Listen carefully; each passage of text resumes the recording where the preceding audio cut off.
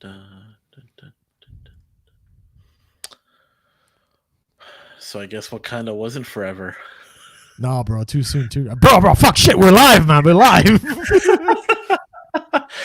Welcome everyone to the 10K Run podcast. My name is Amos Joseph, joined by my co-host Brook Potter. How's it going, Brook? That was messed up, Amos. I'm doing all right, man. I'm all right. We just finished up Religion Zero. Very spicy conversation. As well as not much else really going on, man. This has been a quiet week. This has been the last week for me out here in Aberdeen where I could kind of go out and socialize. I've got to start working on my project, for want of a better word. So I'm going to be locked in pretty tight for the next couple of weeks, getting some stuff done, just getting things sorted out. So yeah, I'm not going to be able to go out and party and all these other things. I was hoping to open my bottle of mead and get like really pissing drunk on this show, but I guess, not too much. Right. But yeah, what's going on with you, man? Nothing too much. I mean, we're still, let's see, what is it? It's August 30th.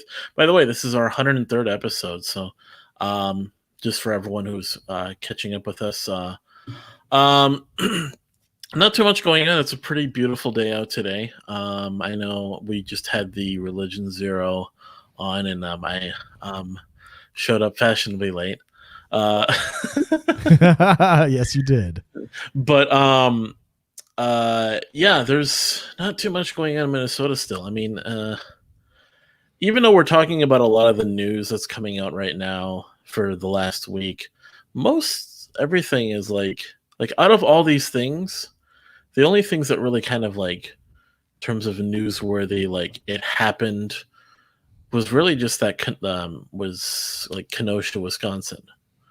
Like, well, and the RNC. There's a lot to be said about that. No, I'm saying in terms of like, so like, in terms of like, because there's like news is virtual, right? It's digital. It's all on the internet, as the kids say. Yeah, and some of it's on this thing called television. If you right. But and you can access that from home. But in terms of news that's happening in the world, out and about type of thing, there's not really that much going. Like, thanks to coronavirus, you don't really hear about like. I mean, okay, we got protests and stuff, but that's a whole separate thing. But it's not like massive car accidents or crazy things that are going on in the public sphere. Like out, basically, what I'm getting at is the outdoors are not as popular for news as much. It's more like indoor things, virtual events, and the occasional thing. Well, I mean, I guess to a certain extent that is right. There's generally not very much going on, even out here in the UK. Like, the most exciting thing that's going on out here is something nobody cares about. This virtual artist called Banksy, I can't pronounce his name, Banksy. Anyway, he's done a virtue signal by hiring what you call it, like a Coast Guard patrol boat of some kind, painted it pink and all this kind of stuff, called Rescue, and he sent it out into the Gulf basically to aid with the human trafficking situation of bringing political asylum seekers or economic migrants, as the case might be, to the UK. But they overloaded the boat and now it's stranded in the ocean, and nobody wants to help because no European country wants to take these people into their port. Right. Nobody cares. That's like big news out here. Banksky's boat has been stuck in the Gulf or whatever the case is. So I agree. Not very much going on, man. Well, yeah, as we're seeing here in the chat from our, we'll be getting into this in a sec here, but Edmundo says, so you're saying this week was mostly peaceful? Yeah. Yes, it was. at least in the US. In the US, there's not. We have a protest out here, and it's not any violent or anything like that. It's against the mandatory mask stuff. It's very boring. Now, before we go any further, we just want to make sure everyone does keep in mind. Do subscribe to the channel. Now, today, we don't know what exactly is going on, but we're noticing that some of you guys are noticing we're not broadcasting to the Facebook page, but we're now broadcasting to both the 10K Rum podcast channel and Brook's channel. So Brook Potter's channel here, which has more subscribers. So if it is your first time joining us today on the 10K Rum podcast, do subscribe to obviously subscribe to Brook's channel, but subscribe to the 10K Rum podcast. All the links are below, of course, because it shows up for both. Subscribe to the channel. Check us out on all your podcasting platforms that you're familiar with, and which is nice too. We're in pretty much all the major ones. And then, of course, if you do, want to leave a comment, leave a like, share the show with anyone you think that'll enjoy it. But also, if you want to support the show even further, we have two different ways you can do that. You could either buy some soap and wash your balls with the Tactical Soap Company, tacticalsoap.com. You go there and type in the coupon code at checkout, 10K Rum. That's just 10 and the letter K, and then Rum, all one word. That gives you 10% off on your purchases, and that's a little bit of that is a kickback to us. Or go to subscribestar.com/shitlord-preachers. That gives you access to the different ways you can support the show. We do our raw takes for the $5 a month and up tiers, and then we also I just posted this because I figured I might as well get it out there so people can see it. $1 and up gets access to the Discord server that we have. Now, people haven't joined it yet, but it's there. So I just did a very basic rudimentary thing. Like, people will join. There's like a main chat. That's about it. There's a chat. So if anyone is in there, I'm regularly online, so I can always be like responding to people. But that's like one of the ways you can support the show and get a little bit more access from us. I've recently put back on my Discord server, so it is running in the background of my workstation. That's one of that's just the cheapest, easiest way for you to support, and it's it's $1 a month. $5 a month gets you the raw takes, which is just extra videos we do, and then $10 and up you get different levels that we're still working on a little bit because we don't have too many people that are except for, of course, our good friend here, Edmundo. What's happening, shout bro? out to Edmundo. Edmundo is our top tier subscriber on Subscribestar. So shout out to him, of course. But yeah, he's pretty much the only one that's above the regular tiers that we're offering. But as we get more, we'll be offering more stuff to those tiers of supporters. Beyond the shout outs, the crediting, them for being big supporters of the show. So yep. So the Mostly Peaceful Week, we should probably just name it that, the Mostly Peaceful Week. That's probably going to be the title of the show at this point. Yeah, the Mostly the thing about this Mostly Peaceful Week is, of course, everyone is kind of talking about Kenosha. Yes. So that is in Wisconsin. Am I right? Yes. And surprisingly, when you consider the distance that this that was involved in this incident, it's not really that big of a distance. Like, because Kenosha is right on the line between Wisconsin and Illinois. Yes. So this is important as we go forward with the discussion, because I personally don't really. There's a lot more. It's funny how if you wait long enough, the news actually starts to tell you what's really happening, or it reveals more of what really happened instead of that initial first day it happened and everyone wants to give their take. As is the case with pretty much every event. But this is the thing. Even the people who I know who claim to be the more rationally minded and reasonable. Our friend Conk here. I was disappointed the riots were in Wisconsin. Put the comment up, man. Yeah, and and I didn't see any cheese hats. But the thing is so here's what I understand, and you probably read into more of this, but I've been talking to a lot of people about it. I've seen a couple of the videos. It's pretty intense stuff. Sure. 17-year-old Kyle Rittenhouse was a guy. I guess his parents owned a business. No, it's where he worked. He worked in Wisconsin. Okay, so he lives in Illinois, Works worked in in Wisconsin. Wisconsin. Yeah. He went out there because there was a protest in Kenosha, and he Right. had He it went out there to clean up his school, and he was working out right. there. Okay, and he was working out there. So then he went out there. So he's 17. So keep that. Yeah. That's an important point. And do we know how he got the weapon? Yeah, it was. There's a gentleman out there who owns a car dealership that was very close to all the rioting and stuff like that, and he asked them, a group of people, to come and basically protect his business, because people were going around and smashing the windows of the cars and stuff like that. Mm-hmm. So they provided him with a weapon, as well as I think 2 other guys.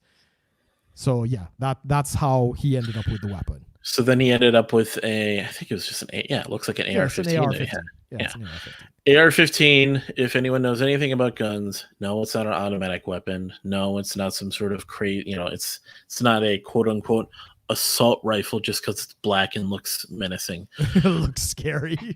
Well, that's the thing, is people don't understand. Like, this is kind of like the whole narrative is driven by a lot of misconceptions. Oh yeah.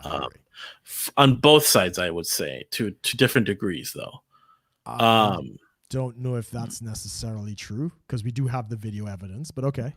No, I'm saying is how people perceive what is happening, not about what actually happened. That's what I'm getting at. Oh yeah. So the perception, because there's been side-by-side comparisons between Kyle Rittenhouse and what's his name? The guy in Austin that got shot, the libertarian that everyone was talking about for a little bit. Right, that guy actually had an AK. Yes, he did, and he was boasting about how he'd had that in a previous video. But in a dark picture, the way you can hold these weapons, they can, to the untrained eye, to the common person that doesn't know anything about guns. Yeah. They just perceive whatever they want. Yeah, exactly. And they operate completely different, with different rounds, different ways of reloading. Just everything is different about them. So sure. An AR-15 is just, semi-automatic, which just means one trigger pull, one bullet. Well, it could do 3 bullets. It'll do a spray of 3 if you hold down the trigger. So you could do single shot, or you can do a spray of 3. So pew or pew pew pew. So there's modifications that are involved to do that, though, and that's no, standard. It will fire off 3 shots. If you hold it down, it'll do and it'll stop. Yeah, I fired one, so that's part of the thing. Fully automatic, hold it down, it'll just keep going. Right. So that's it'll do. Bro, it'll by do the a way, 3 shot. your mic is too close. You're getting a little. How is that possible, man? If I do anything else, it's going to be off. No, you're definitely coming in a little hot. Been noticing it in the beginning here. All right, guys in the chat, let us know if it's my mic is coming in too hot, because if I turn it down anymore, it's going to go silent. I know. So, I'm just saying more distance from the mic rather than volume. Right. Of the mic. Okay. So yeah, guys, let me know in the conversation how my mic is sounding. I don't know why this is giving trouble all of a sudden. Yeah, so that's the AR. The AR will do a 3 shot. Okay. If you hold it down. So, but most of the time people are handling a single shot, from my understanding. So anyway, so he has this weapon, and the big concern that I think there's discussion over is the first encounter he has on video, or which some people are kind of debating because the first encounter kind of sets the tone for the other encounters. So you're talking about running into Joseph Rosenbaum. Yeah. So once he ran into the first guy, and because the other ones are can be easily set up as he's defending himself, if the first one was where he was basically showing, clear evidence that has to defend himself. Because the thing is, they were all kind of the narrative is between, did he instigate the shootings to begin? Did he begin it? Did he start the whole thing, or is he basically defending himself through the entire course of the events? Right. I mean, that's even the New York Times said that he didn't fire the first shot. Right. So so this was coming out, and then because this is, like I said, I'm going off of just what I heard, the discussions I've seen. I've watched some videos, I haven't watched the whole thing, so I'm prefacing all this with that. But now that even like more news is coming out, with the initial, like, viewings of the video from the police, from the courts and such, are saying there is a case to be made that it was all self-defense. Now they will at the worst, they're going to charge him with, I shouldn't say at the worst. What they're looking at is basically they would just charge him with like illegally carrying a firearm. No, he's been charged 7 times, all with homicide. The gun carrying charge isn't even in contention because really, yeah, you haven't really been following. In fact, the lawyer for Sandman, who's Sandman, who won against all the CNN and all these people for the whole Cuffington kids, his lawyer is actually going to be defending him pro bono on this incident. Right. I heard that. And he makes the point in his analysis that if a under 18-year-old, up to 16 and older, is allowed to open carry a hunting rifle for hunting purposes, and apparently that's the law in Wisconsin. When the charges came in, there was nothing about the weapon at all. Because I was hearing a lot of people on both sides talking about at least the carrying a firearm as an underage person could at least be like a misdemeanor, if anything. Not even in this case, it's not an issue. He's legally entitled to carry it if he's over 16. We could talk constitutionally. Anyone should carry. This has been very clearly laid out. He is allowed to carry this, and it is technically an AR-15 is a hunting rifle. So that's what people don't understand either. Yeah, it's used for hunting, because it just comes down to caliber. Yeah, exactly. So that's not the issue. But the Attorney General rushed to basically charge him with 7 counts. But now they're postponing the extradition because he lives in Illinois. The events happened in Wisconsin.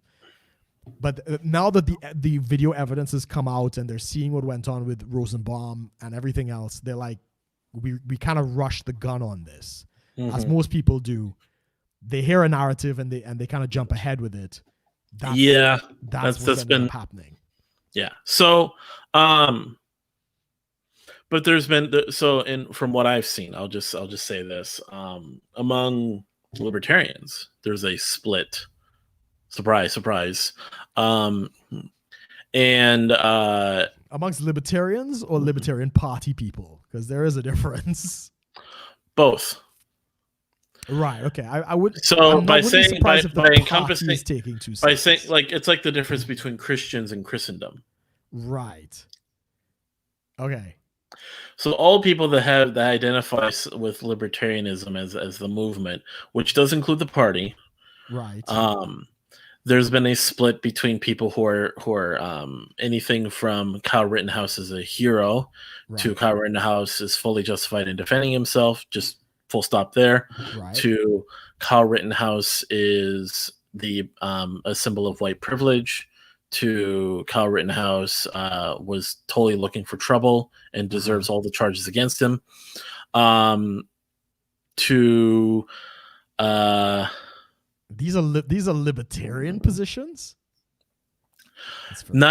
These are positions libertarians are holding. We'll say. So, and so I'm seeing this across the board, and this is kind of one of those interesting things I'm noticing with the, on one hand, it's good to have discourse and disagreement.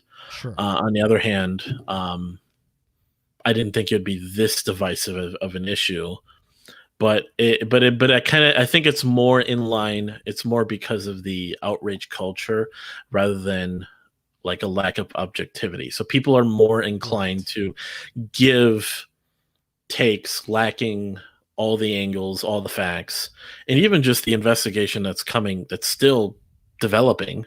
Yes. Because something like this with the videos, with the whole situation, there was there's just some really interesting memes from both sides, because basically there was the whole your sort of open immigration libertarians that were like, borders are just imaginary lines. Right, right. But then they turn around and make the he crossed state lines argument. Right. I wouldn't be surprised if the party is taking the position that he didn't do, that he was probably more out there to cause trouble, and he probably crossed state lines illegally and stuff. I could see the Libertarian Party taking more of a leftist position on this. I can't see a lot of libertarians saying, at least I'm not privy to any of those. Yeah, so you have some like non-party libertarians that are more the right-wing stance of like in basically standing with Kyle. Yeah, self-defense. Self-defense. I wouldn't be surprised if the party people, because they're pulling from the left, right? The Libertarian Party, they're not touching Trump's train, so they're going to pull from the left. So they're going to go with the BLM and the Antifa narrative more so than the mainstream. So tell me if that's kind of been your experience. So it's not that they're in line with those organizations as they are I'm not with saying that, right. So that's been kind of the thing is with working with people there is it's they're more in line with appealing to groups that are sympathizing with those who aren't going to vote for Trump, right? Which is correct. Exactly. That I could understand. And so it really depends which. Okay, that's I mean, in the fight to sort of point out how the left and the right both have their problems and try to shed more light on libertarianism. We're just at a point right now where the party tends to lean more to the left when it comes to what was trying to appeal to. It's a pendulum. No, it's politics at the end of the day. Yeah. And when we get into the discussion about the RNC, we'll see why they have if they want any kind of showing in this election, the Libertarian Party has to go after the left. And I totally understand the game. Don't knock the hustle. You got to do it. Yeah. So, anyways, yeah. So, looking at all this, and again, I basically took it's a combination of a little bit of laziness, but also it tends to serve me well because I don't take hard stances on it before facts are revealed, before more like discussions are had. Because even now I'm prefacing like I don't know all the facts, and you're giving me information, and I'm kind of like, okay, I'm adding to that, but I'm still not going like, I'm not gonna like start marching with a Gadsden flag, shooting a gun into the sky, saying Kyle Rittenhouse did nothing wrong. But then I'm also not going to but then I'm not going to also go march in the streets and say Kyle Rittenhouse is a freaking Nazi and deserves to go to jail forever. Yeah, it deserves to go to jail forever. Not saying that libertarians are holding any of those views. Not, I wasn't. But it's just like, holy crap, people! Like, how I mean, it still never ceases to amaze me how the people that how a lot of people, not just libertarians, but just people in general that I thought wouldn't buy into outrage, just do it, both for and against Kyle Rittenhouse in this case. Sure. Kind of like he did nothing wrong, freaking we're just gonna riot in the street, but we're not going to. But no, I get NSA, we're not doing anything. Yeah, even out here in the UK, this has been a discussion. Yeah, not in the party, but with a couple of my friends and stuff like that. And of course, there was a lot of information we didn't have. When the video with Joseph Rosenbaum showed up, he's the guy who died. He was the guy that was shot in the head. In the head. Yes. Yep. So he was, and apparently he had some sexual assault charges and other things, right? There's a video that surfaced with him confronting the gentleman at a gas station where he saw these guys with guns and he was like, shoot me. And he's using the N-word, like, shoot me, N-word, shoot me, N-word, and whatever. Like, just totally antagonistic. Mm-hmm. And the problem is what the jury will have to show in terms of Kyle now is that he went there to cause trouble. But then again, video surfaced of him earlier in the day going back to the area to clean off graffiti with a bunch of people. He was shown holding a first aid kit, and he was basically saying, I'm here to render aid to anybody, whether they're a rioter or protester or whoever, anybody with that. And then at the same time, you see when the incident actually kicked off, like, as I said, even the New York Times has basically said, look, there was somebody who fired a shot at a distance towards Kyle, and there's a video that kind of captions it. He's running away. He's not trying to confront the person. So that goes against the idea that he went there to cause trouble. And even when the guy got shot, that was only after he attempted to take his gun. So he confronted him and he tried to go for his gun, and the guy got shot. Rosenbaum got shot. And then he tried to administer first aid. He didn't run from that. He tried to, do something. More shots fired out, and he ran. He didn't go towards the conflict. That's when he's running down the street. He's being chased. He trips. Right. We get head stomp guy. We get skateboard guy. Both, and then the guy with the gun. There's a guy with the gun that came out. And again, he's in imminent danger. He shot them, with pretty good precision, I must say. And he doesn't go after them. He didn't gun down the entire area, right? This whole Nazi supremacy, came to court. He wasn't shooting up every single person there. And the minute he did end up shooting these people, he gets up and he moves away. He's running. And that's why this argument that he was there to cause trouble and stuff doesn't add up. When the police were on the way, he goes out, puts his hands up, slings the gun. Yeah, and then there was also, it's important to separate the meme from the people. Oh, of course. But some of the memes are freaking fantastic. The memes are brilliant. The memes have been good. Did I send you any? I don't know if I sent you any. I think you may have got one or two, but I've been getting them. I've been getting a whole bunch. Yeah. And there's some places I'm seeing them that are getting really I saw this one, which was really interesting. So you've seen the meme that's based off of the that scene that Arnold Schwarzenegger has with that one black guy, the sort of the clasp hands, the clasping of the arms. So then it's the two arms, and then but see the Arnold Schwarzenegger arm though is the biceps blown off. Yeah, I've seen that. I was oh no, and then so it's and it says BLM and Antifa or something, and it's clasping together. Call the cops when the shit really hits the fan, kind of thing. Because so there was this whole video. Now we're not making fun of the people that were shot or anything. We're not sitting here memes. We're laughing at the memes. This is important. Separate the meme from the situation, and it's funny. Yes. It's kind of like if anyone paid attention to the very, very intro of this show. There's a little joke in there we throw in, which we're going to talk about later.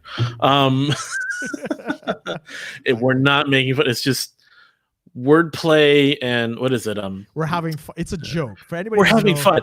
We're having a joke, guys. Trigger warning. We have humor. Exactly. What was it? Ricky Gervais on The Office said, a joke is the way the brain tickles itself. Oh, okay. I like that. That's pretty Granted, cool. He was saying that in character in The Office, but it was funny nonetheless. It's true. You have fun. It's a tickle. It's having fun with words, with ideas, with anything. Anyways, don't want to turn it into explaining humor on a show because we don't need to go that far. We don't have that many leftist listeners. Goddamn kids can't take a joke. So Corey in the chat is nobody else was injured in the crowd except people that he was in direct conflict with.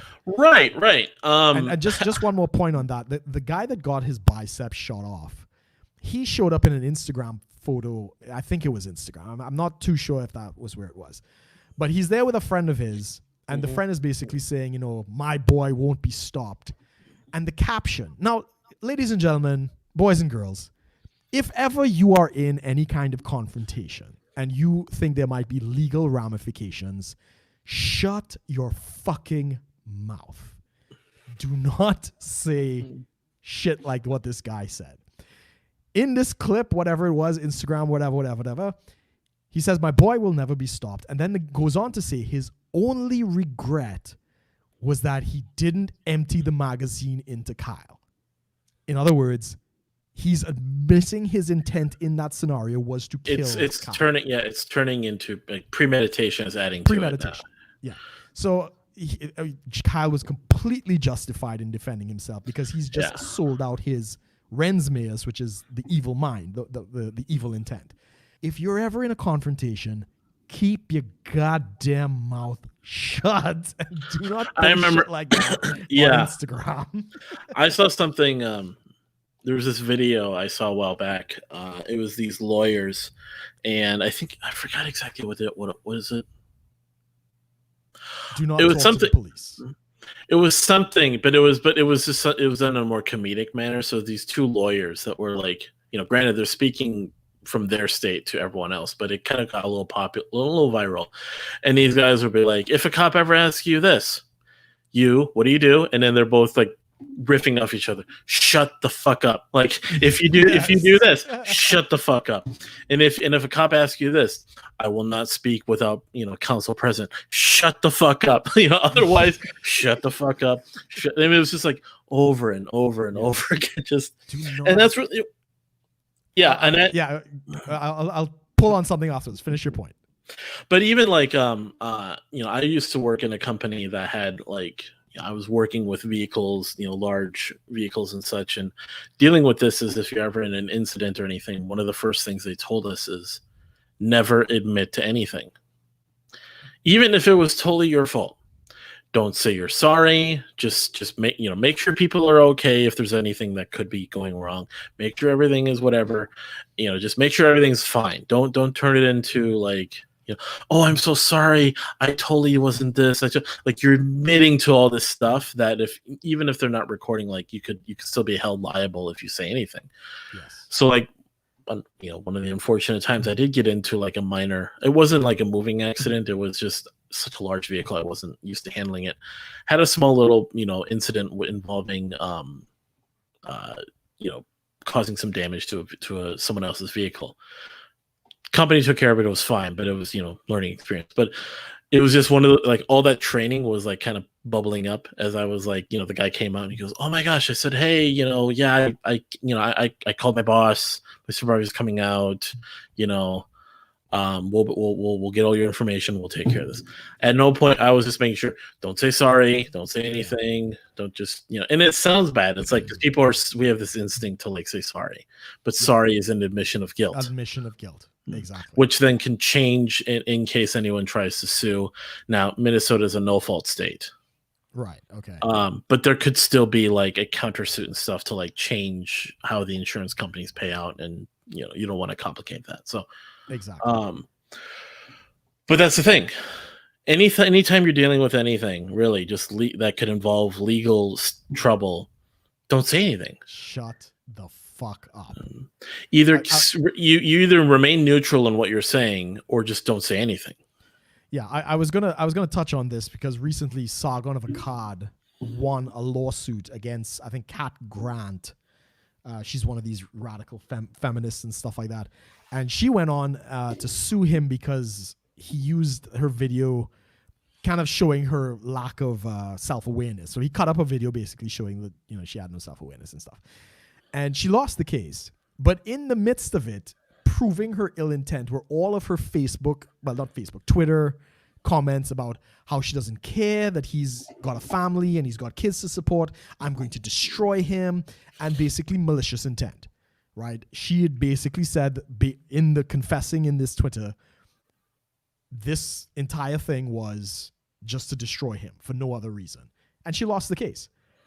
And now people are kind of going back in the review and stuff like that, and they're basically saying, what the fuck did you say anything for? Shut the hell up, Yeah. It's just such a freaking mess. But I don't know. You think we're kind of good on it, or should we move on, or should we continue? I think we should go to move on to the next topic. What's your opinion then? Do you think that Kyle is self-defense, or? Of course, we could be wrong and all this, but based on what what do you think? There is a stronger case for self-defense than not, and from what I've seen is the bigger point that someone made that I saw on Facebook, which is really interesting, is this is a kid. Yeah, he's underage. He's only 17. So while we're sitting here, I mean, when it's involving adults, and there's gunfire, and some people actually died as a result. Yeah, it's tricky how you try and deal with it, because people are like, try him as an adult and throw him into jail forever, basically. Kind of Throw him in that. the I mean, clink. yeah, kind of that at least not like that specific like move, but just that attitude is kind of bubbling up in the conversation, just kind of throwing out any discourse and discussion about it. But that's the thing, is like, we have to remember, this is a kid. Now, some people are saying, from the way he handled the weapon and the way he defended himself, he's definitely acting beyond his age in some ways. Sure. But he's still a kid. And the fact that we're basically I mean, it's part of the bigger problem of, not only is it just the outrage of forgetting, forgetting the fact that a lot of facts are still not, disclosed yet. There's still a lot to be figured out with this. So we all want to jump on and give our take. Not only that problem, but the fact that we want to demonize and sort of attack and just dogpile a person because there's a narrative behind it. Because social and Tom, we got Tom Bombino in the chat here saying, as a species, we still don't know how to think about social media. Totally agree. That's really what it comes down to. We had Conk here also talking about Religion Zero from last week, talking about people don't understand the nature of violence and conflict. So taking into account those things, there's multiple problems to just the narrative in general. Is we don't understand the nature of violence and conflict because we've sort of forgotten as a society. We don't really understand. It's not to condone or to promote violence and conflict, but to understand that they're integral parts of our lives. They happen on a regular basis, so that when we look at it, we have to understand that that is a part of life, and we have to deal with it as such. And instead of a like all, because this is the, I think this drives the narrative of violence and conflict bad, therefore forget the facts. Yeah. Even among those who claim to be, I think, claim to follow some flag of libertarianism, who are all pro Second Amendment, and kind of like are violence in some places, but violence not in other places. And it's like, violence is going to happen no matter what side you're on. Whether you're Antifa, whether you're even, back in the day, Tea Party, like, doesn't matter who you are, like, violence and conflict happens in our society. And I think because there's such a almost forsaking that idea, like, we don't know how to handle these conversations properly. We kind of take harsh stances that disregard that idea. Yeah, I would agree. And what's worrying about that, which is why this whole thing with Kyle is very important, is the reaction from the governor, the state attorney or whoever it is, to drop the charge, 7 counts of homicide on Kyle within, I think, 48 hours, which is unprecedented. There was no investigation. There was no time to go through footage. But the problem is these people are cowtailing to the mob. And it's this is the thing. It's a lot easier for them to lash out at this kid and do something to appease the mob that are burning down buildings, which is the problem. That is a violation of the rule of law and habeas corpus, but we understand why they're doing it. So this is kind of tying into Tom talking about, like, the how a species, we don't, like, we think we know, and we probably do to a degree, understand like what social media is. But in terms of the effects that it has, it creates the mob mentality without the necessity for a physical mob. Correct. Which is good and bad. It has the same effect, right? You say something on Twitter, and the Twitterats come out, and they can make you lose your job. Because when things, it's like back in the day when things happened, like, that's really what it is. Back in the day when things happened, conversations and discourse tended to be very limited to, like, your local community, your friends, your family, and it would remain mainly civil. And then even in, like, some of the first, like, was it the first presidential debate was Nixon versus Kennedy. Oh, right. Televised debate, I should say. Televised debate. Yes. Okay. Yes. So basically one of the first incarnations of like a media that is involving multiple, not necessarily social media, but it's like kind of the precursor to that. Yeah.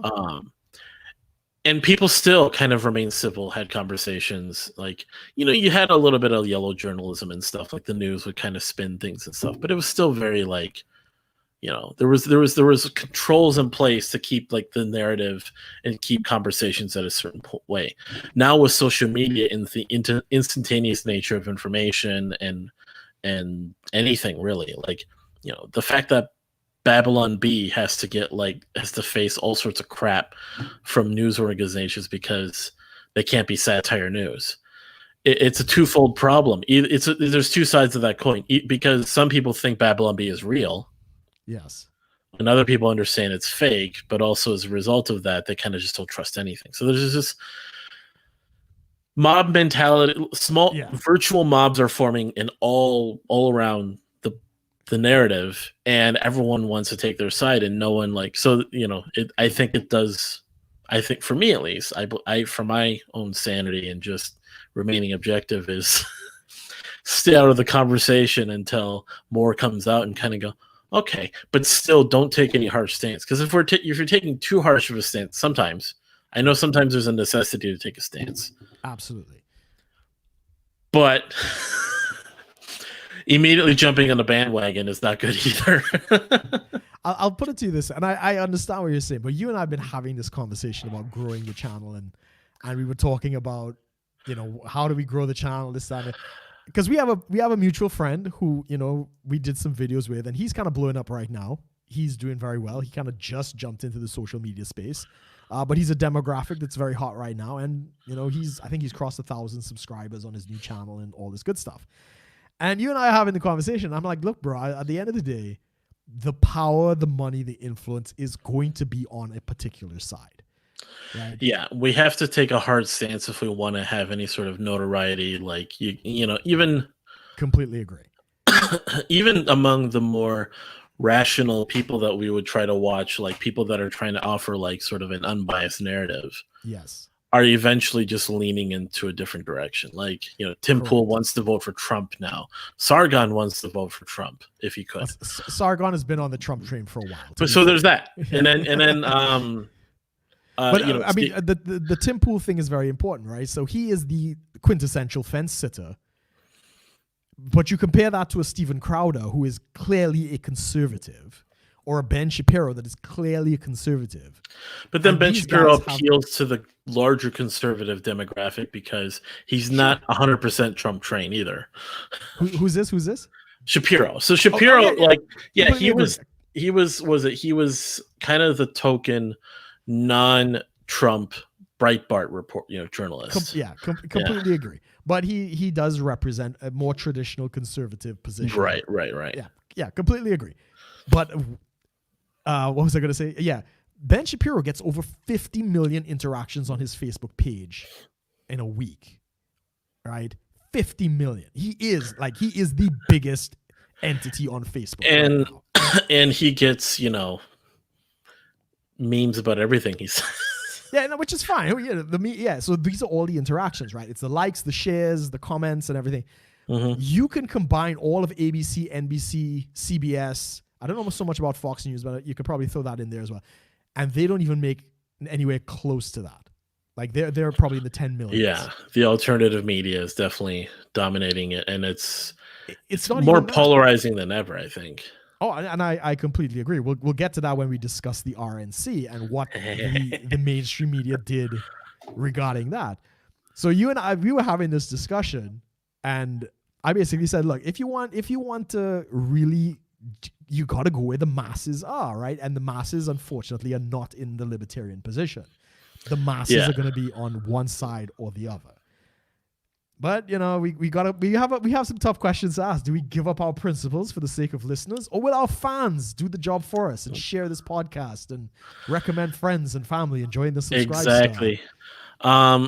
We're a couple minutes away from now talking about that again. I mean, 1 minute away.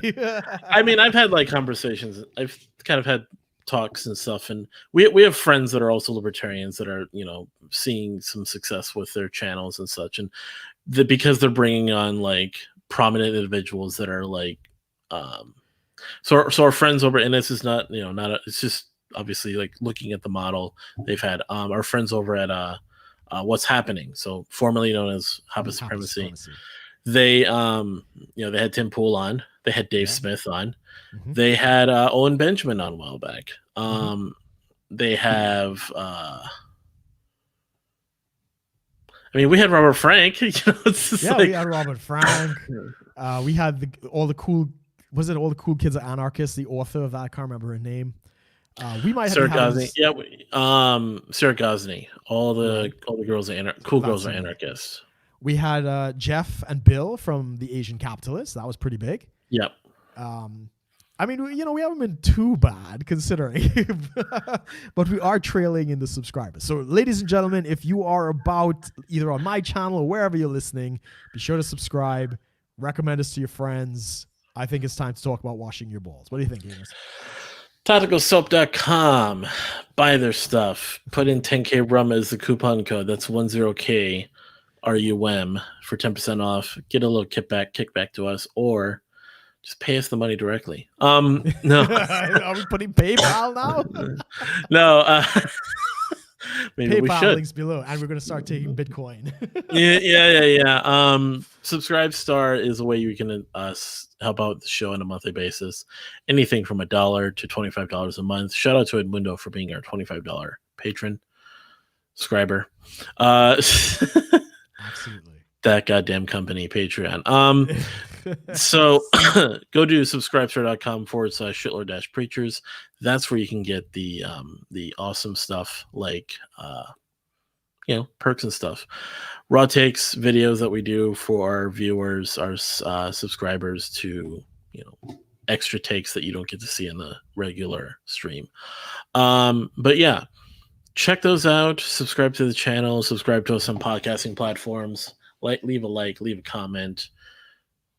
Click on the bell icon for notifications. Share us with friends and family. Share with friends and family. Put us on billboards like they did with PewDiePie. You don't know. So floor gang? I don't know. Yeah. Billboard gang. So yeah, do check that out, and thank you to our sponsor. Absolutely. Right. Absolutely. So, the next major... Oh, actually, before I jump onto the RNC, have you been following our good friend Robert Frank on his daily streams? I have not, but you quickly address that while I do something real quick. So, okay, yeah, no problem. I was basically going to say that, our friend Robert Frank, he's been on the show. I can't remember what episode it was, like 97, I think, somewhere around there. He's been doing daily truth talks, quote unquote truth talks, on his Facebook Live and stuff like that. He's actually using StreamYard based on Amos's recommendation. And, we've kept in touch and stuff like that.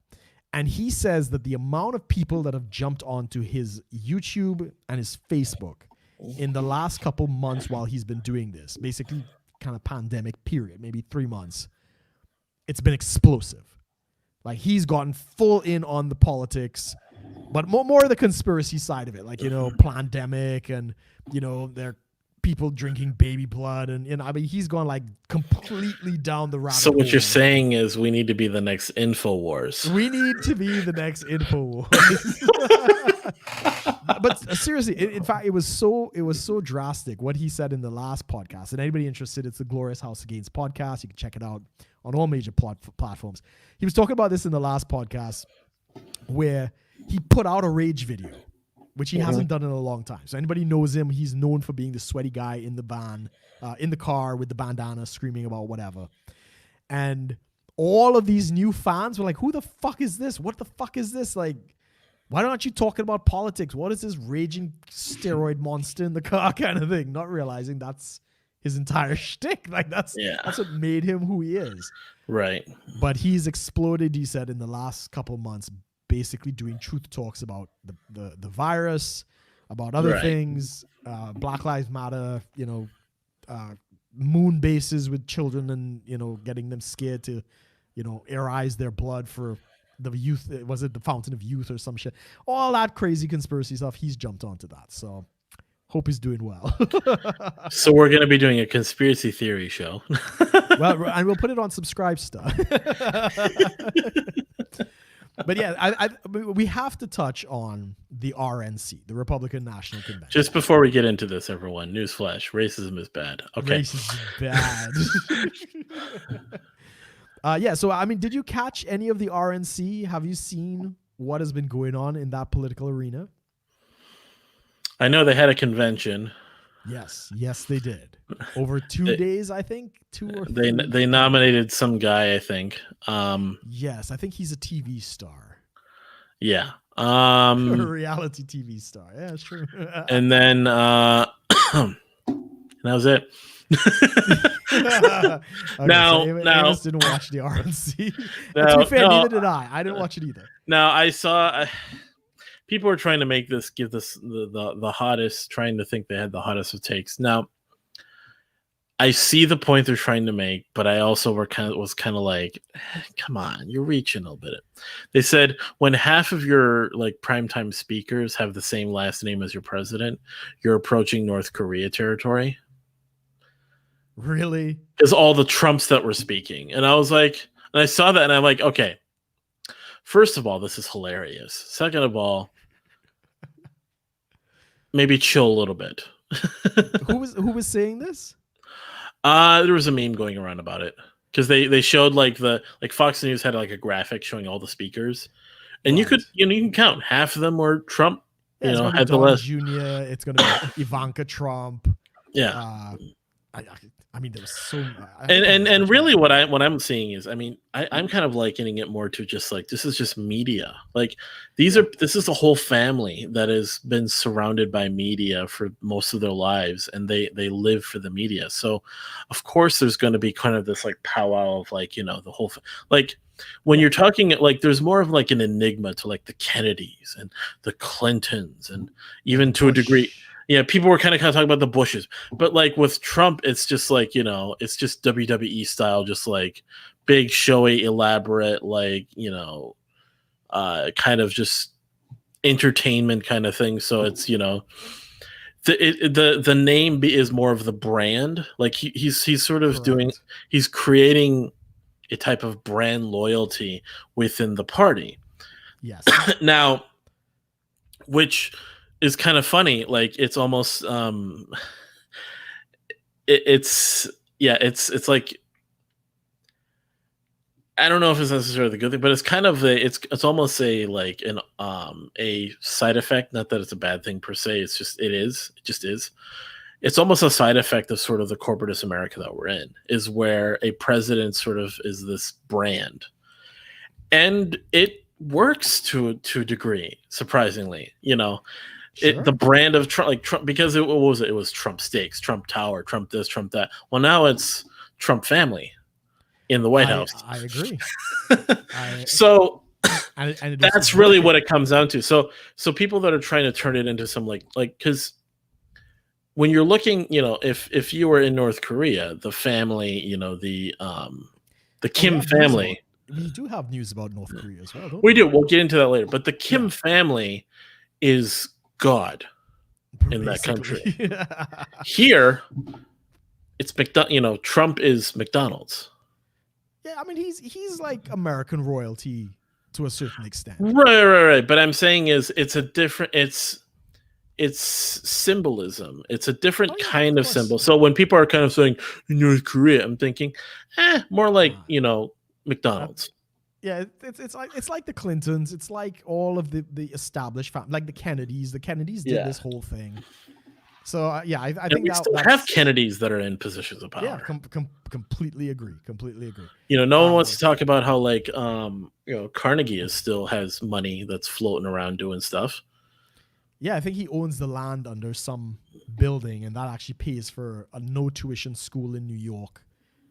But of course, they've mismanaged the money, fucked it up, and now have to stop charging tuition. But you know what I'm saying is like there's always going to be enigmatic families, names. Yeah. So, but just to oh yeah, exactly. Like Conk is saying here, he's an icon like Michael Jordan. or Hercules. So Okay. I think he's just talking more just symbolism, brand, kind of thing. Um, if you remember, if you remember the kids cartoon for Hercules, eventually they kind of played up the whole thing where Hercules had his own brand of sandals. Oh, did he? Yeah. If I you didn't remember see that, the like Disney he got so popular Hercules. with fighting all the mythical monsters that he had his own He had like a Air branding Jordans. deal. Yeah, No, I did not see but that. it's I did like not see that. that. Like this is essentially what Trump is becoming. He's becoming a political brand, which I mean, here we are. Here we are. Where the day that a family becomes sort of like a capitalist brand within politics, which is the epitome of corporatism, I think. Yeah. But I mean, he has done the trifecta. What makes him so phenomenal is that he's got basically the three icons of power, right? So he's got power because he's in political office. But before that, he had fame and he's got money. So money, fame, and power is the trifecta of the American echelon. Some people have one, some people have two. It is very rare that you get somebody who has all three. And yes, you are probably watching the development of a political dynasty through the Trump family. And if you were to contrast the DNC with the RNC, and again, I didn't watch the whole RNC. I watched a couple of streams of people watching the RNC. So I watched Crowder, I watched a couple of the people. Definitely saw some highlights. And this is the thing. Trump understands television. He understands the optics. And as a result of that, yeah, he did the RNC compared to the DNC was absolutely phenomenal. In terms of the quality, the people that were there. Of course, he's pissing on a lot of people as well, which is fantastic. He's drawing attention to the riots. So he had Ann Dawn, who was the wife of David Dawn, the retired police chief that got shot defending his friend's pawn shop. She came on and she spoke about, the kind of man that he was, and he was always there for other people and stuff. And contrast that with the DNC that was putting up pictures of the rioters as heroes and champions and celebrating them and calling for more. So, I mean, there's a huge, huge contrast between the two, including his work with the First Step Act, which is something I didn't know very much about, but it's the the Prison Reform Act that people who would have drug offenses, but they're non-violent, so possession, stuff like that, small drug offenses that they may have been locked up for before, have been released.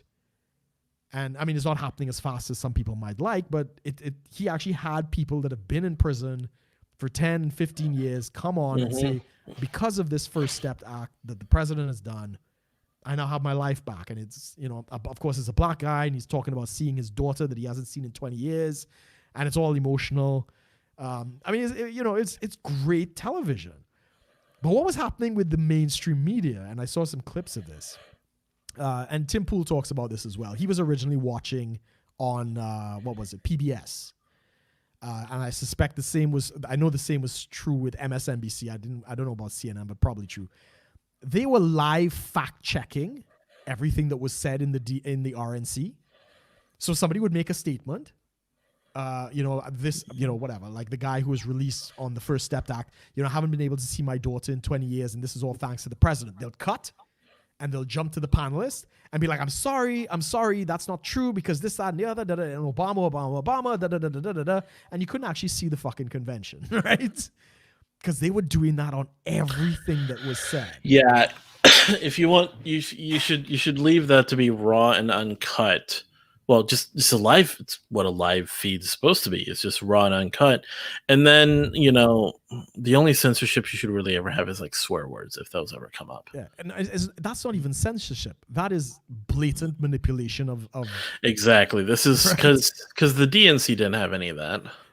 Now they did say that the reason they didn't do it, you're right, they didn't do it with the DNC, but they said the reason they didn't do it is because the Democrats don't lie as much as Republicans, so there was no need for it.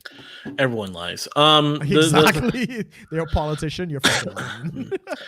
Now, there was something I heard interesting about the DNC convention where the videos and the stuff they were playing. I mean, besides the blatant, like, copying Zoom callers coming in, there was something really interesting that I saw. Apparently there's some video clips that they were playing of Biden like speaking on certain things Uh-huh. that were edited Oh, really? Okay. to make him seem more coherent. Oh, really? Okay. I didn't know Like, that. just trying to piece together things he would say that were. Oh, no, I did hear about this actually. Yeah, there were some clips where they were like, because they saw, they're like, that's weird. Why does it seem like he started in the middle of a sentence? Oh, Yes. because he probably did. Like, Somebody told me that. I haven't seen the clip. And what was most disturbing about that is that they've done like several takes to try and get whatever sound bite they're trying to get. right, And right. if it was that messed up, that was the best take that they can get. Yeah. So that's not saying a lot for Mr. Biden. I mean, yeah, but so anything more on the RNC? Oh no, I mean definitely. Did you hear about the Lego controversy? No. Oh, dude. So Ivanka Trump comes up on the podium and she's talking about how her and her husband with their kids, were coming out to Washington, D.C. They didn't know what they were in for, et cetera, et cetera. But her kids were very excited. And she said that her son, I can't remember the son's name, built a Lego version of the White House to give to her dad, right, to his grandfather. And she goes on to say that Trump actually keeps it on one of the mantles in the Oval Office and kind of points to it when guests are there and stuff like that, to say, hey, this is my grandson. And there's fact checkers dove right in on that. What? They dived on that shit, man. And they're like, well, there's no way to substantiate that and stuff like that. And then somebody pulls up a picture from like March 2019. Well, there appears to be a Lego house here, but how do we know if they actually built it? And then somebody says, well, I commented to the White House to find out if he built it by himself. I mean, this is insanity. This is Scoopgate all over again. I mean, remember Scoopgate? What was Scoopgate again? What was that? 2 scoops of ice cream. Oh yeah, exactly. The audacity. I mean, the absolute insanity that went on over, and they're now calling it Lego Gate, right? And I mean, just absolute bullshit. There is real stuff you could talk about this guy, but you choose to go after his grandson about his Legos. About his fucking Lego White House and whether he built it by himself or not. Oh my God. Well, the other one, there was something else. I have a note here. Oh yes, Madison Cawthorn. Is that it? Yeah, Madison Cawthorn. I might be pronouncing his name wrong. He's a paraplegic, so he's in a wheelchair, and he comes out and he's giving his speech and stuff like that. And at the end of it, he gets 2 people to come out, and he stands for like a line, basically saying about I think maybe it's the last line of the Pledge of Allegiance or something like that. For the great country for which I stand. He basically ended on that note, like this is I stand. He forced himself up on this like whatever, one of those walking things. So he stood up for it, and of course the media went apeshit. Like, this is ableism. He's like mocking people who have disabilities and this, that, and the other. And he just went completely nuts. But it's a guy who loves his country. And he wanted to stand for it. I don't think it was quite the Pledge of Allegiance, but it was along those lines. And that was and he, it was obviously a struggle to do it. The mainstream media lost their shit. They have completely lost it. Yeah, this is what I'm not really getting is I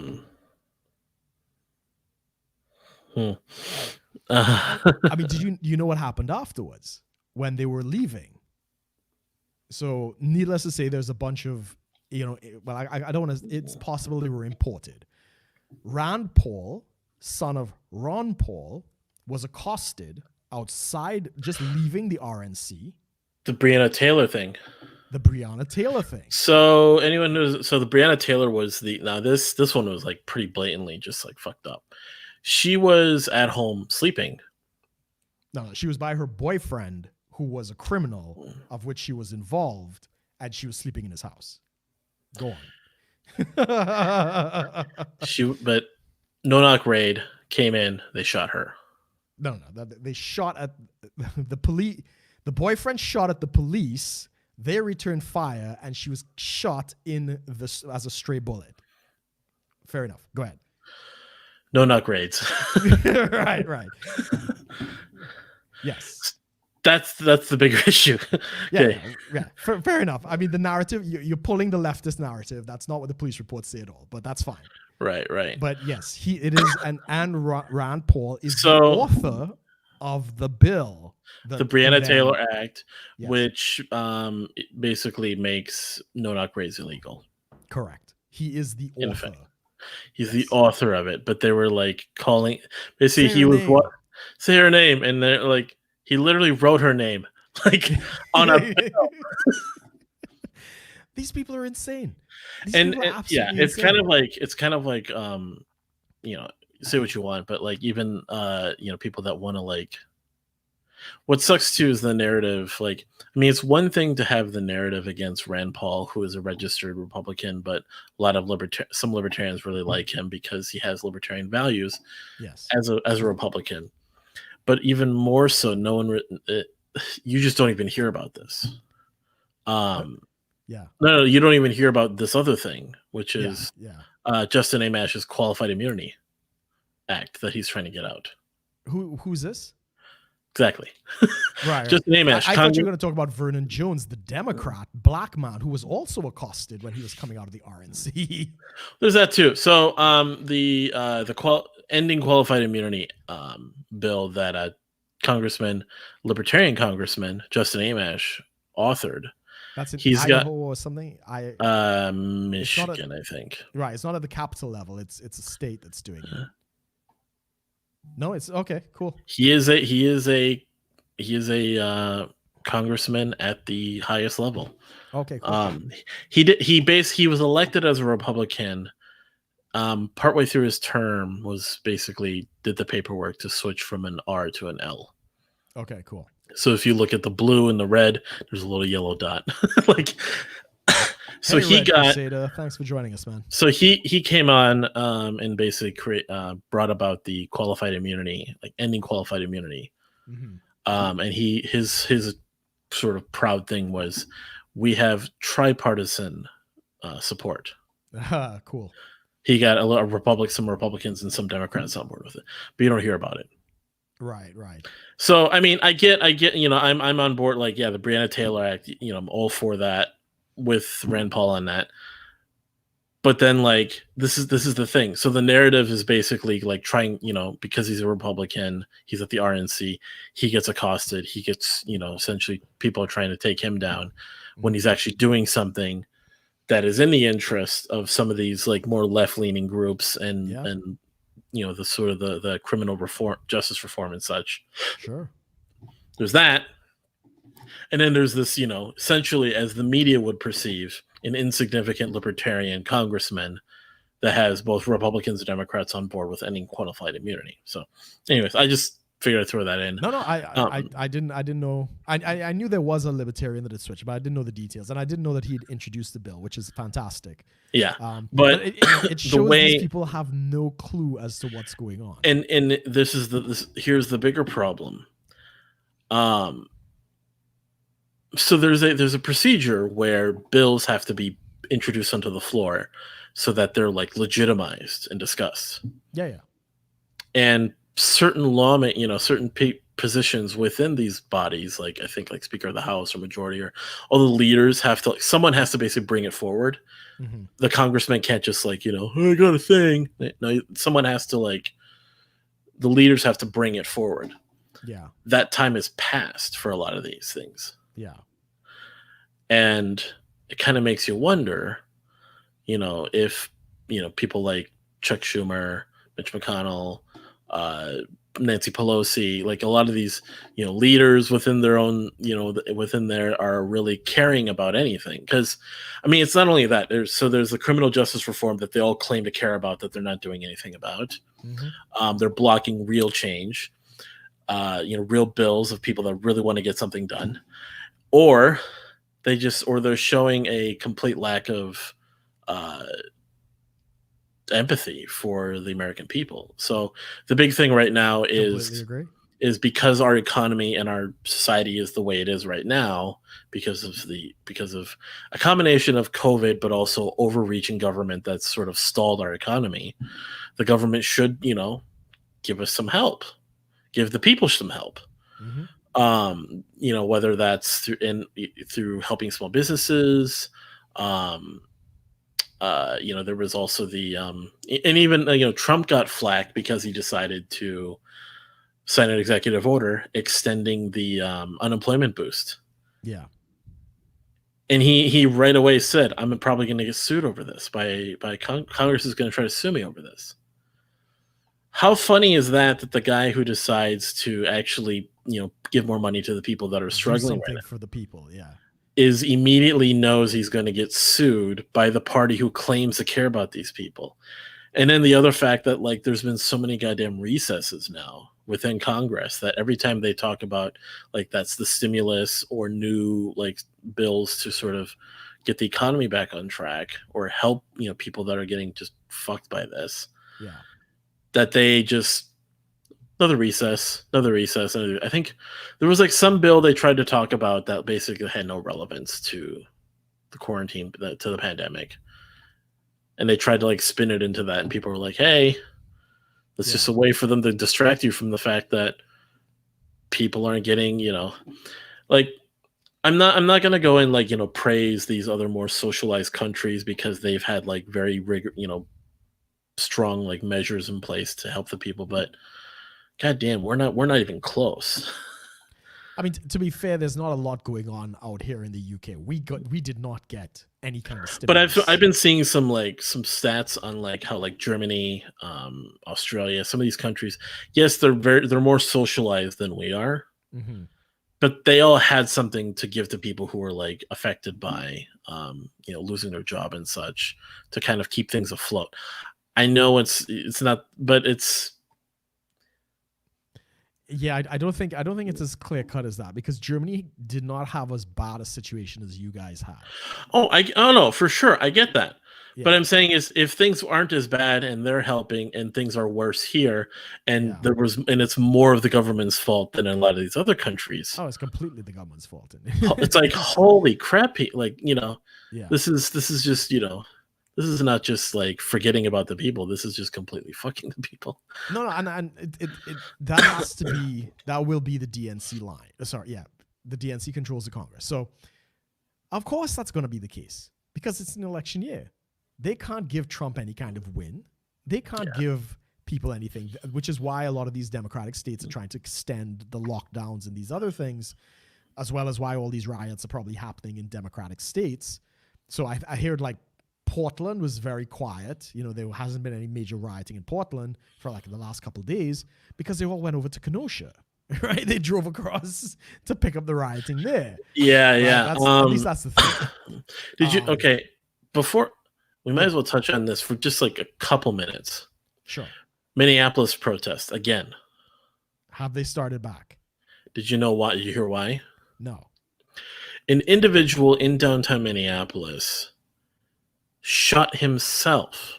Oh, I did hear about this. He killed himself, but because the videos that went around did not show a clear picture of that, Right. because there were cops in the video, the immediate thought was the cops shot him. Right. Even though it was immediately found out, he had a gun in his hand, he shot himself in the head, the whole works. It's Yeah. his bullet. He shot himself. Now, is that to obviously it's a horrible thing still, but the narrative took off like a wildfire before anyone could correct it to cops shot this man in downtown. Yeah. Yeah. Riots came back up again. Not as bad as the first time around, but definitely there. And someone said earlier in the chat, I think maybe it was Tom Bombadil, but someone was saying, not, let me just, maybe protests. Someone was saying that basically, because of what's going on with all these protests, there could be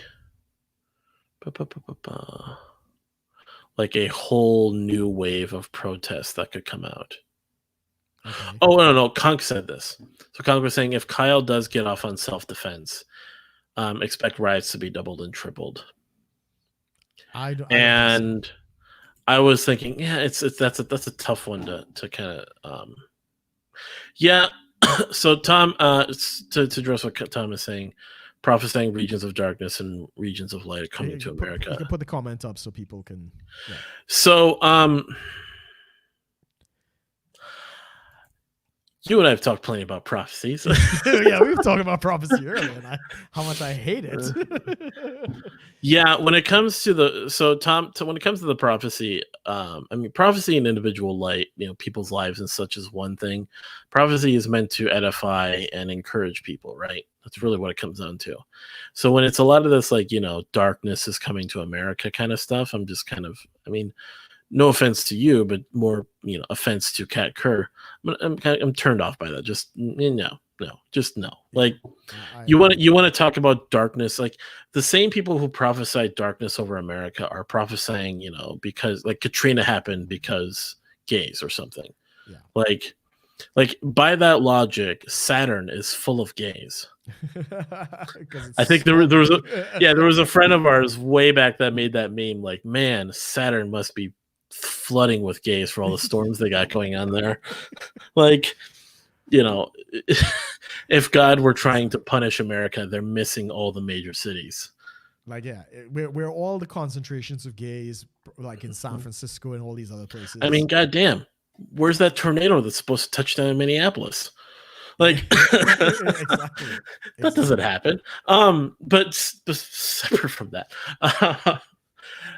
yeah, there's I think protests and quote unquote darkness is more of a part of a larger pattern than some sort of prophecy. Like, it's part of just decay and sort of the end result of sort of essentially a decadent society like America, which I've talked about before. But I think it is possible that the U.S. might see a fresh secession movement from California and some of the leftist states. Oh yeah, there's definitely some sort of, there could be a split, and if I think a very strong.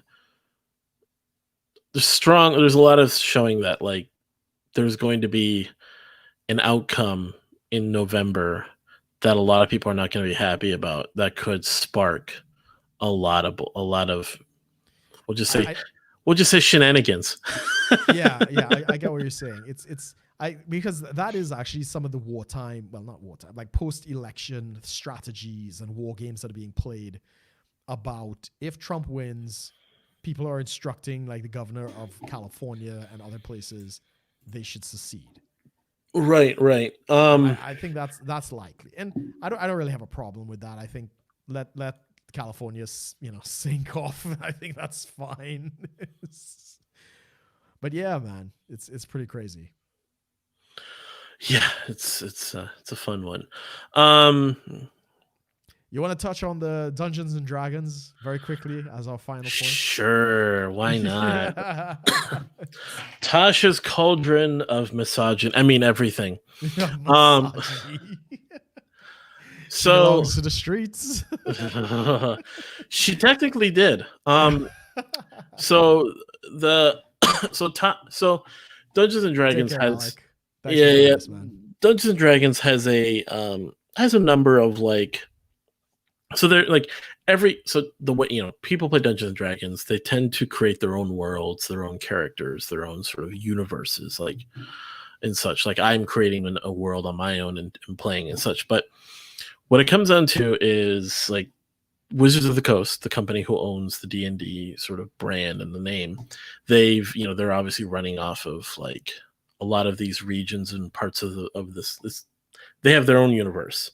Mm-hmm. And they publish materials and stuff to sort of, like, not only add supplements and materials to the game itself for people to use, but also to develop the story overall. Like, they talk about different things, like, there's a lot of influences from multiple religions, pagan beliefs, mythological intersection, just all the stuff. But anyway, so Tasha is a longtime character in the D&D universe.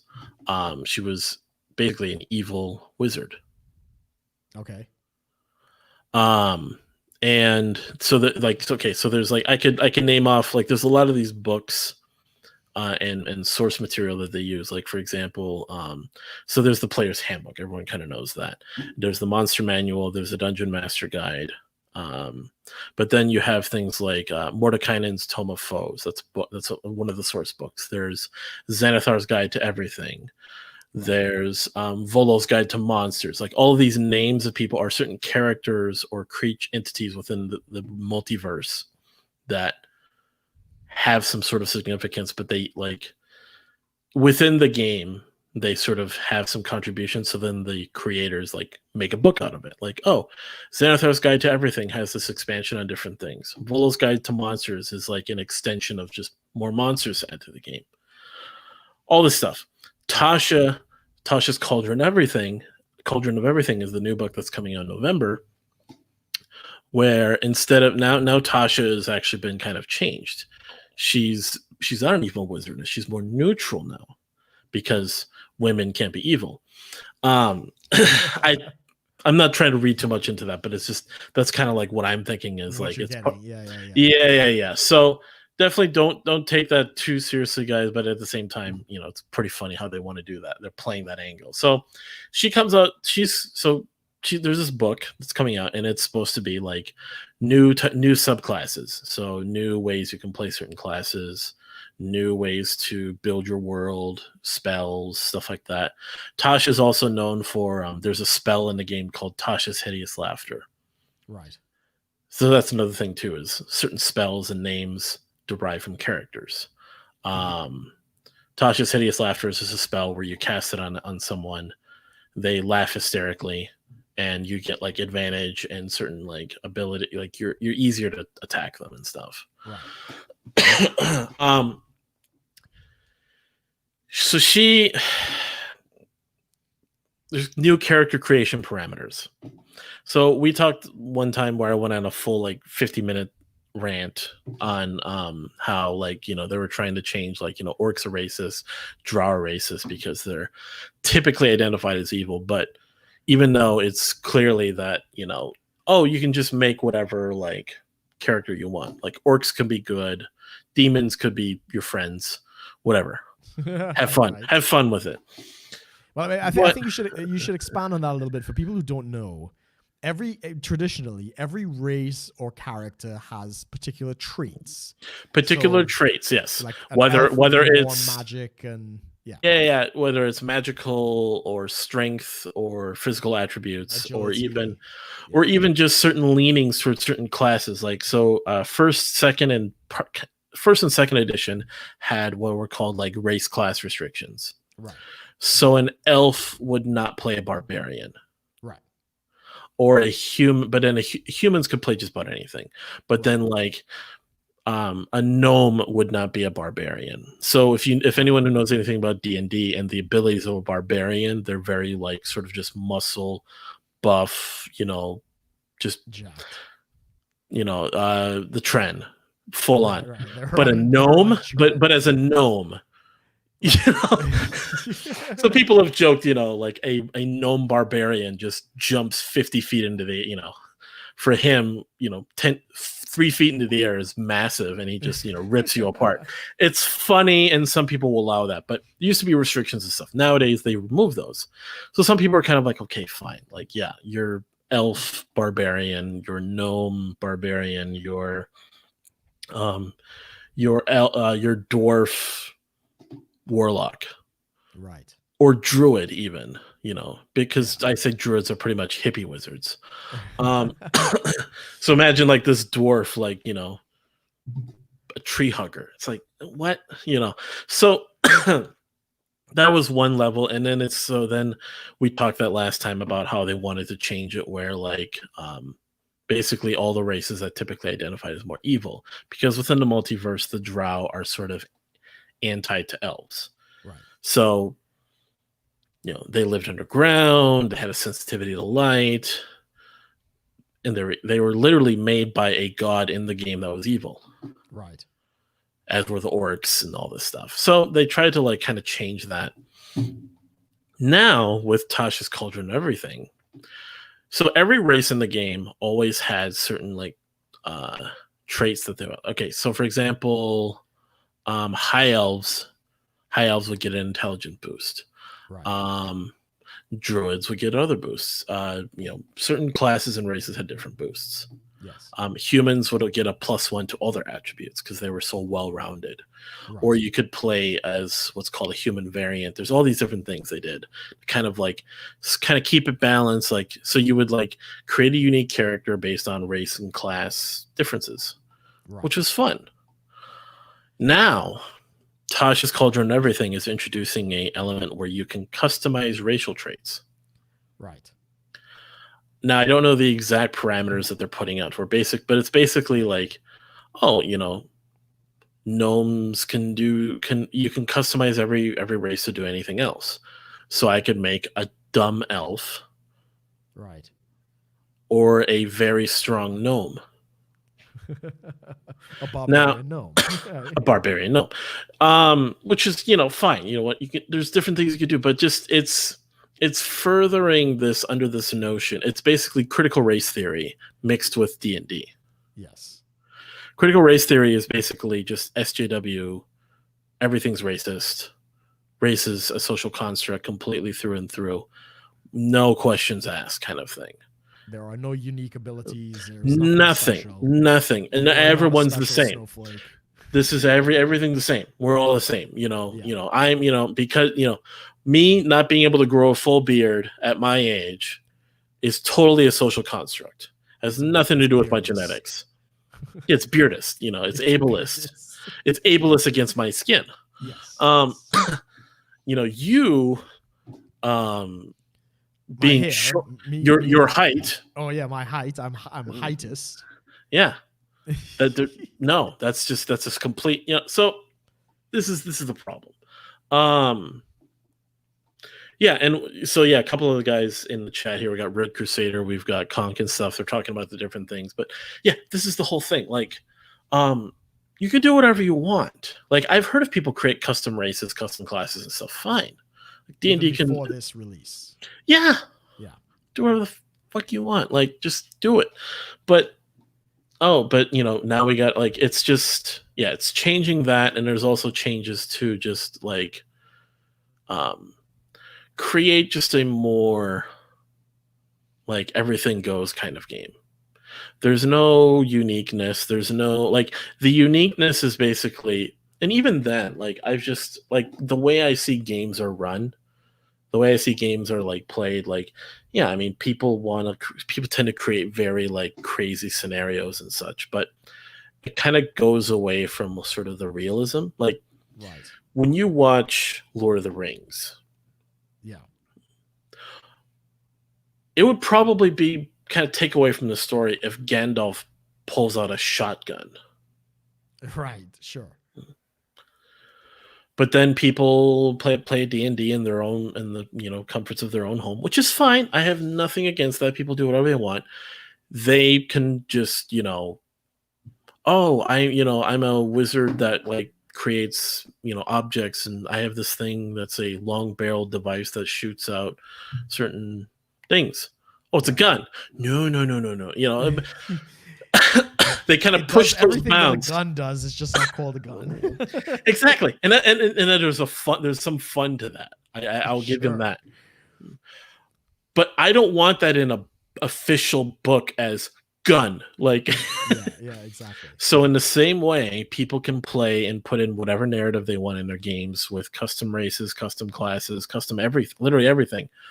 It's not even the same game anymore if you want to do all that anymore. Fine. Yeah. Why does it have to be like pushed by the original like people of the game? Like, so promote more of an attitude of customizing and creating their own games instead of we're going to make official content now. Right. And it's like, I'm not saying you can't create custom races. I'm not saying you can't create, I mean, they could have done neutral. that before. Am I right? Yeah, exactly. I'm not saying you can't create neutrally aligned, female wizards. Right. Tasha. Yeah. No, I So, get it. I get it. but it's retconning. It's a lot of this retcon stuff to like just change everything, and whatever. I mean, I'll talk about this too. What are the guys saying? What are the D&D players saying about this whole thing? This is still really new in terms of the news. I mean, yeah, it just came out. Nobody's actually read the book. No. So the book hasn't actually come out, but it's just, but from all the like the official like previews and stuff and what they're showing, like what's in there, it's just like, really, like you already all you need to know. Customizable racial traits. Yeah. For example, basically, you can be anything and look like anything and have whatever traits you want. So, because the thing was like, for example, elves have this thing called night vision. Right. No, dark vision, technically what it is, where they can see in the dark. Mm-hmm. Dwarves have a variation of it. Half elves have a kind of it. Drow have it. Humans don't. Right. So when humans travel, they need torches. They need to cast spells and all this stuff to see in the dark. Yeah. So what? So now, I mean, what if I wanted a human with pointy ears, but he's not an elf by any means? Right. Oh, yeah. Okay, fine. But let's make it a book. No, just do it on your own. Like, this is the difference. You can do what you want, but the company that produces sort of the base material is trying to sort of include, like, what if they come up with a book like, so there's a term that we use in D&D that's kind of evolved. It's called murder hobo. Okay. Murder hobo is basically what it is kind of defined within the word. You are a hobo that murders everybody. Because adventurers technically don't really have a place they stay. Right. Like, it's kind of like superheroes. Like, do you really see their house? Yeah, right. Do you really see them use the bathroom? They just do things. You don't see them eat. So they call them murder hobos. So there's whole campaigns where people will just like, they have no alignment. They have no goals. They just go town to town to town, causing all sorts of havoc to see what happens. Right. Fine. But we're not going to make that an official book. Right. It's just. But I bet someone's gonna fucking make one. It's gonna be like whatever character I could think of one. So basically, the sum of this would be that the whole reason of picking any kind of race no longer has any advantage. Like, a race has no. There's no uniqueness. There's no development to sort of like. It's just aesthetic. Right. So, and this is what's interesting too is. True, like, interesting stories, emergent, just gameplay, just fun that you have in a game, watching a story, watching a plot develop and grow, build, and just anything, building something. So like, what's his name? Neil deGrasse Tyson talked about, not about D&D, but he talked about, anyone who doesn't know, he's basically that black physicist guy everyone watches on TV. So he, I like his stuff because he like brings, good perspectives on things. But he talked about like, if you took two groups of people, let's say you had two groups of engineers, same skill set, same experiences, basically, equally skilled. For one, you gave them unlimited resources. Yeah. The other, you gave them limited resources. Yeah. And you both told them to invent something, maybe a specific something. The ones with unlimited resources would give you a lesser quality product than the ones with limited resources, because limits and controls in place force you to be innovative and creative. Yeah, necessity is the mother of invention. Yeah. Whereas unlimited resources, sort of unlimited rules, tend to make you more of like a tinkerer and just kind of having fun with it, not making any serious effort to create something. You could probably create something just fine, but it's not going to be, there's not going to be as much sort of blood and sweat and heart in that versus the guy with the limited resources. I mean, I could do a quick aside on that. Yeah. When America was looking to build a flying machine, the U.S. government actually recruited the head of the Smithsonian Institute, and I don't know how much money. Well, back then, it's early 30s or 20s or whatever, and they couldn't get it to work. Right? They tried to slingshot basically what would be a plane into the air and all this other kinds of stuff, and they had the full backing of the U.S. government to do it. It didn't work. But the Wright brothers, a bunch of bicycle mechanics tinkering in their backyard. I mean, what is it, Kitty Hawk? They flew over Kitty Hawk? Yeah. Or wherever it was. A fucking patent clerk revolutionized science with very little physics background. And all he did was look at a clock and think, what if I moved at the speed of light looking at that clock? What would happen? Yeah. Well, and then, more than that, but when you hear about the stories that Einstein went through and there's more to it, but it's just some patent clerk with no backing of any. I mean, granted, he probably got backing after that, but just some guy Yeah. So I completely get the idea of over resources destroys innovation. So the thing is D&D technically has unlimited is only limited by your imagination, which is pretty unlimited.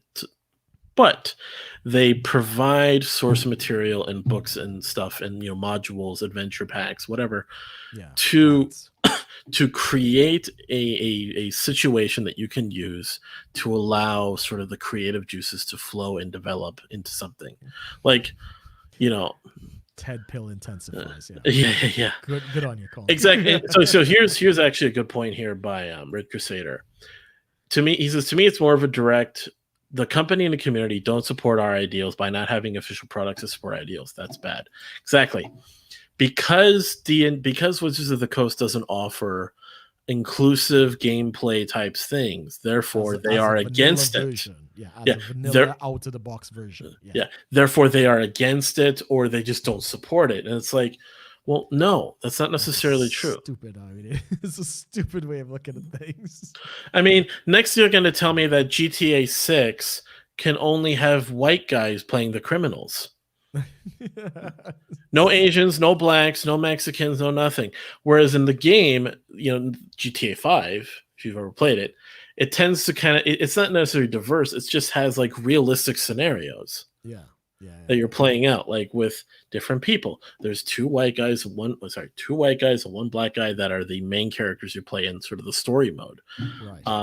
The further back you go, I mean, there's some GTA games that are just all black people, but it's like, okay, so that there's like we didn't used to like care about these things or whatever to like, just because the game is about this, therefore it's this. Games, stories, and these things are meant to be played out in a way. You can play a more realistic game, or you can play a very fantastic game. But when you take the limits off and you just kind of let it fly, let it run, you're. I mean, you're destroying kind of the heart of what it was. And that's, we're seeing it all over. We're seeing it in movies. We're seeing it. Well, I haven't really listened to any modern music. I'm sure it's out there as well. Well, this is what I think it is. So we've talked about like heroes, heroes that are like the hero's journey. Yes. So when you have these movies, now the hero's journey can be done in a story, in a narrative, for both men and women. It can be done, of course, and it has been done. Sure. But the shifting thing right now is the hero's journey is as a result of sort of, I think as we've got Brian here talking about cultural Marxism and stuff, just the rise of sort of radical feminism affecting, the social justice culture affecting our media. Everything has to be inclusive. Everything has to be just so.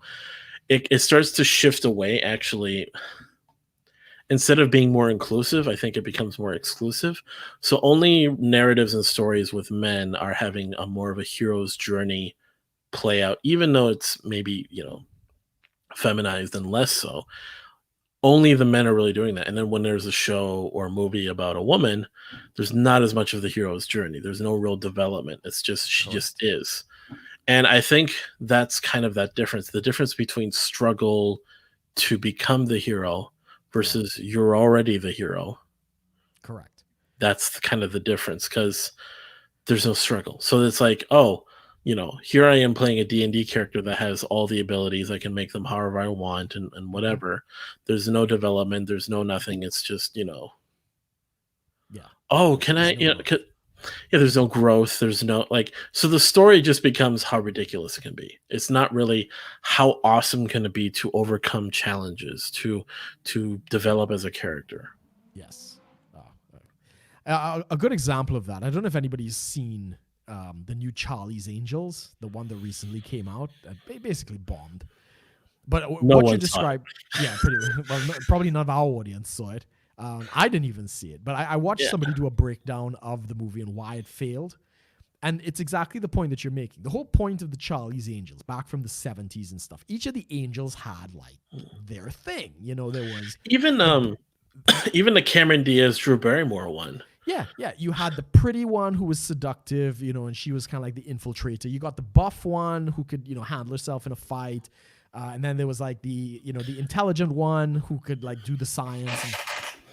But what ended up happening with the new Charlie's Angel is none of the girls had any unique talent. The one that you thought was like the muscle, right? The one of the girls there.